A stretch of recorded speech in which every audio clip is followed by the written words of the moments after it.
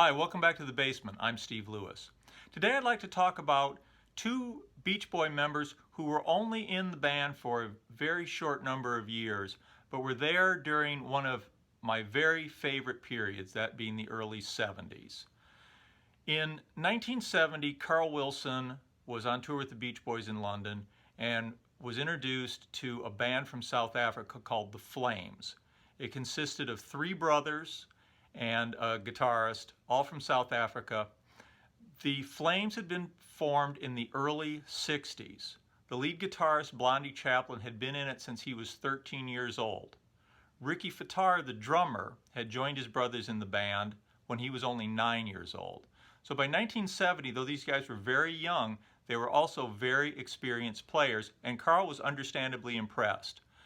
They were invited to be a support act for the Beach Boys in the second half of 1970, and in 1971 this album came out, The Flame. It produced by Carl Wilson. The name was changed from The Flames to The Flame in order to avoid possible confusion with James Brown's Famous Flames. This album is notable for a number of reasons, including the fact that it was released on the Brother record label. It's the only non-Beach Boy album ever released on Brother Records. And here's the back cover. And it's a very strong album. It's actually really good. And it's poppy, but very sort of robust. The instrumentation is kind of raw. The vocals are very nice. You can see why Carl would have been attracted to this. It comes with a poster. I'll show you the poster. It's actually on really nice stock, too. This is a cool poster. There they are. Get it back here. The Flames.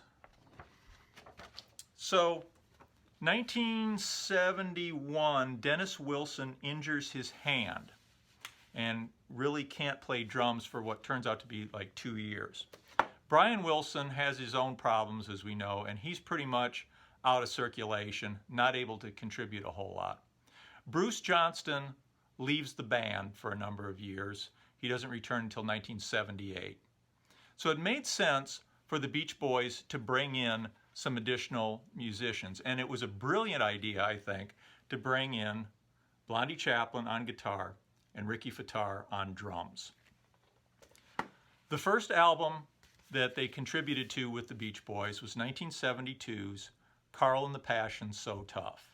And they contributed 2 songs as well as their instrumental and vocal abilities, that being Here She Comes and Hold On Dear Brother, which are both adequate, decent songs, though I think there's actually stronger material on the Flame album than those 2 songs. But they're good and worthy of inclusion here. The next year, 1973, they were there for the Holland album. They contributed again 2 songs with Carl and Mike. They wrote Leavin' This Town. And let's see, there's Ricky and there's Blondie. So they contributed Leavin' This Town. They also contributed a song called We Got Love. Now when the Holland album was first presented to Warner record label, it was rejected because there was no strong single on it. So they went back to the drawing board, produced Sail on Sailor, and scrapped the We Got Love track in favor of the inclusion of Sail on Sailor, which certainly was the right thing to do. We Got Love, I've heard it, it's not the strongest track. It certainly is the weakest, would have been the weakest track on this album, so it was the one to go. Blondie Chaplin probably did not feel too bad about that in the long run, as he was given lead vocal on Sail on Sailor, which he did a terrific job with and which has kind of become his signature tune in the years since. They were also, Ricky and Blondie, around for the Beach Boy in Concert album, which does include a live version of We Got Love. So you can hear it there. You'll see what I mean. It's not bad, but certainly one of the weaker things. Certainly the thing that would have gone if something had to go from the Holland album. Here we have the inner sleeve of this. Let's see, we've got Blondie here. And then we've got Ricky down here, and I've got a question.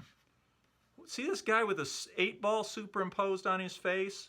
Does anybody know what that's about? I've never been able to figure it out. What is the deal? Who is this guy, and why is that 8-ball superimposed on his face? If anybody knows the answer to that, please leave it in the comments. I'd love to know what that's all about. So shortly thereafter, Blondie departs the band. Ricky stays around for a little while longer, maybe almost a year longer, I think. He leaves as well. He does end up credited with drums on the album released in 1976, 15 Big Ones, drums on the track It's Okay. I understand he may also have played on that same song, but he's not credited in the notes on that one. He is credited, he definitely played on It's Okay, and I understand he may have played on some of the backing tracks that were used in 1980 on Keeping the Summer Alive. So certainly a possibility, because they did all kinds of partially finished stuff that they would wind up later. So both Blondie and Ricky were only there for a short time. Both of them went on to have really long, really interesting careers in music that continue to this day. Blondie Chaplin in 1977 released his first solo album, and his last solo album for a good many years. He did another one in 2006, I think. Self-titled Blondie Chaplin. This is a great record. Well, great record. It's a very solid record. It has some great stuff on it, let's say. There's a song, Can You Hear Me, that I really, really like. Some very, very nice stuff there. Of course, he didn't really get a solo career going. He worked with other people. A big change came for him in 1997 when the Rolling Stones went on tour to promote their Bridges from Babylon album. They hired Blondie as a backing vocalist, and that's a gig he's continued on and off with the Stones to this day as backing vocalist for the Rolling Stones on tour.